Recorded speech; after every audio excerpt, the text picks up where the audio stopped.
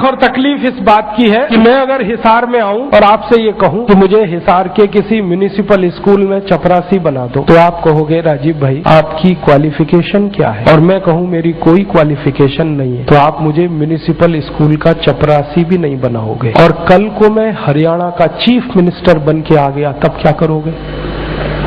उसी zero qualification पर मैं हरियाणा का अगर चीफ मिनिस्टर बनकर आया तो आप मेरे गले को मालाओं से लाद दोगे और जिंदाबाद इतनी करोगे तो सारा शहर बहरा हो जाए। ये विडंबना है हमारे देश की।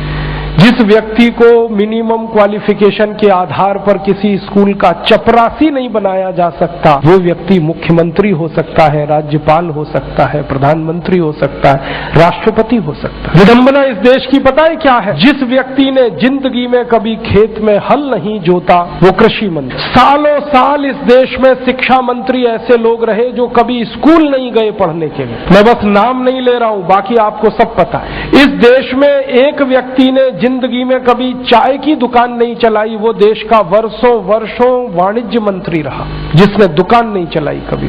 फाइनेंस का जिसको ABCD नहीं आता वो सालों साल इस देश में वित्त मंत्री रहता है। जिसने कभी अपने बेटे और बेटियों को भारत की सेना के लिए भेजा नहीं कुर्बान होने को, वो देश का रक्षा मंत्री हो सकता है। और जिसको अपनी रक्षा करने के लिए सैकड़ों जवान लगते हैं वो देश की क्या रक्षा करेगा? सोचो आप। जिस व्यक्ति को जिंदगी में कभी विज्ञान और तकनीकी का अंतर पता नहीं है वो साइंस और टेक्नोलॉजी का मंत्री हो सकता है, और जिसको इनमें से कुछ भी पता नहीं है वो प्रधानमंत्री हो सकता है। इससे ये विडंबना है हमारे देश की।